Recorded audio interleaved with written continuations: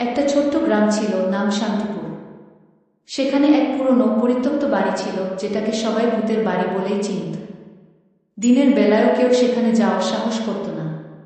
কিন্তু গ্রামের তিন বন্ধু, রনি, তমা আর সুখ, ছিল দুঃসাহসী। তারা ভূতের গল্পে ভয় পেত না, বরং ভূতের সাথে দেখা করার ইচ্ছা ছিল। একদিন তারা ঠিক করল সন্ধ্যাবেলায় ভূতের বাড়িতে যাবে। বাড়ির কাছে যেতেই একটা ঠান্ডা বাতাস বইল। হঠাৎ একটা মিষ্টি গলার আওয়াজ এলো, তো কি আমার সাথে খেলবে? বাচ্চারা অবাক হয়ে দেখল সামনেই এক ছোট্ট সাদা রঙের ছায়ার মতো ভূত আমাদের দিকে এগিয়ে আসছে। দেখতে মোটেও ভয়ঙ্কর নয়, বরং হাসি খুশি। সে বলল, আমি ভূতু, এই বাড়িতেই থাকি। আমি একা, কেউ আমার সাথে খেলে না। রনি হেসে বলল, তুমি কি লুকোচুরি খেলতে পারো? ভূতু এক লাফে উড়ে উঠল, অবশ্যই পারি। আমি তো দেয়ালের মধ্যেও লুকাতে পারি।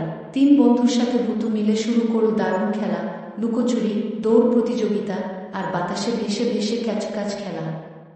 রাত হয়ে গেলে ভূতু বলল, তোমাদের সাথে খেলে খুব ভালো লাগলো, কিন্তু এখন তোমাদের বাড়ি ফেরার সময় হয়েছে।